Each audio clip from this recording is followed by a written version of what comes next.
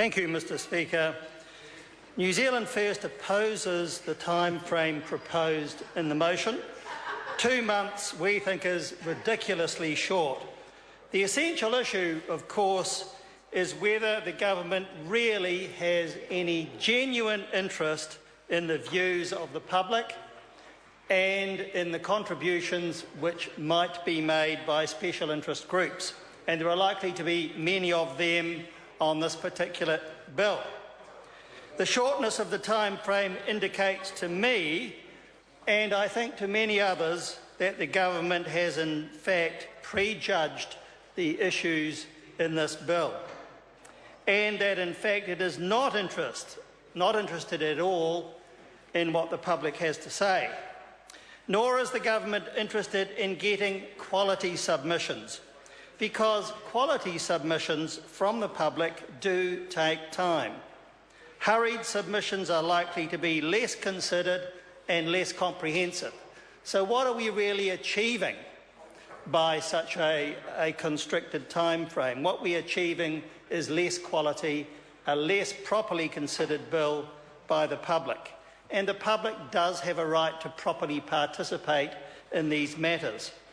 So it's a shame that that is the case, because much can be learnt from the public and from special interest groups. Many bills, as we all know, are altered as a result of well-considered public submissions.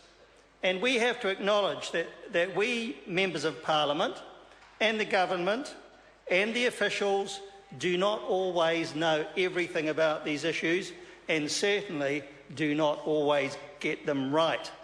In fact, the history of this legislation shows that past governments and officials in fact got it wrong. I have studied the bill and have seen in it several important issues that I will wish to consider much further. And of course, as Winston Peters said earlier today, New Zealand First has already written to the Prime Minister seeking a whole raft of changes. Now, if that is the case with us, it is likely also to be the case, especially to special interest groups and to very large numbers of members of the public. Mr. Speaker, this is not a simple bill. It is complex. Even the most cursory reading will demonstrate that. There are many options possible within its provisions, and I suggest especially those regarding oversight and supervision issues. These matters take time to understand, and they take time to consider, and they take time to look at other possible options, and it takes time to write all of that down and submit it through the process. Time is needed for proper consideration, and that is what the time frame in this motion is, I think, quite deliberately avoiding. The government is in fact treating the public with contempt for that reason by not giving adequate time for submissions. It knows it's doing that, and it is doing it quite deliberately, and the public needs to know the contempt with which they are being held in this way.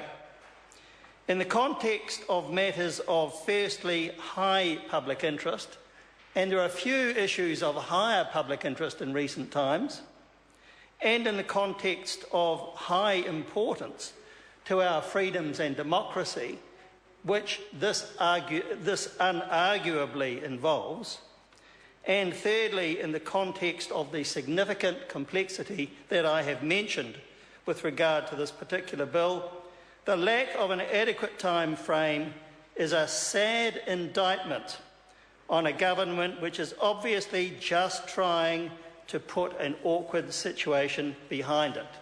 Well, that's not a good enough reason to treat the public in this way. Just as disappointing to me is the lack of argument by government members opposite. I have waited to hear from them.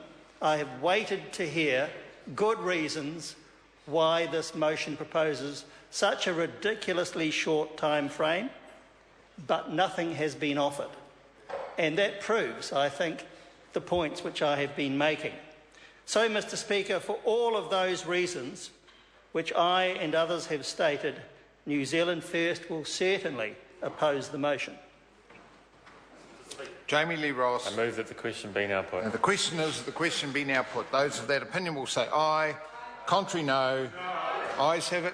Party vote. The clerk will conduct a party vote. New Zealand National. 59 votes in favour. New Zealand Labour. 33 votes opposed. Green Party. 13 votes opposed. New Zealand First. 7 votes opposed. Maori Party. 3 in favour. Mana. Act New Zealand. United Future. 1 in favour. Brendan Horan. 1 opposed. Any other votes?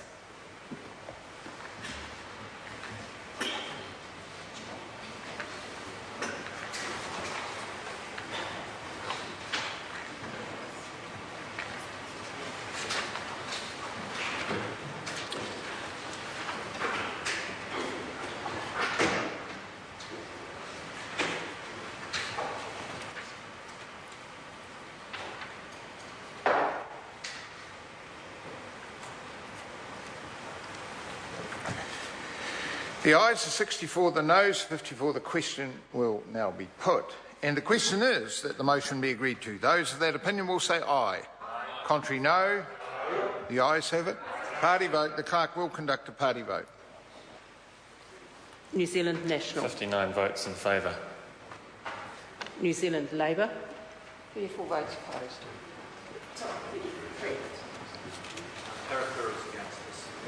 Green Party. 13 opposed. New Zealand First. 7 votes opposed.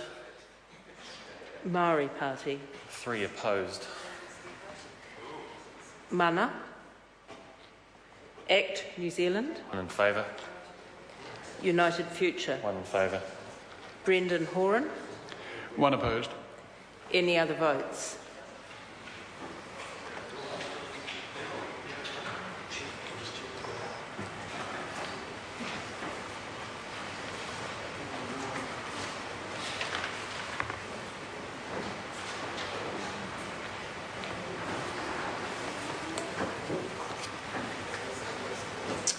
Ayes 61, noes 57. The motion is agreed to. Come now to the telecommunications bill. Is the Minister taking a call? Point of order. Grant Robertson. I want to seek your guidance, Mr. Speaker, and I apologise to the Minister. I've checked with the Bills office, and there appears to be no regulatory impact statement available for this piece of legislation. It's noted as having been created in the explanatory note for the bill, and I'm just wondering the guidance for us as members of Parliament unable to access that regulatory impact statement when we're debating the bill.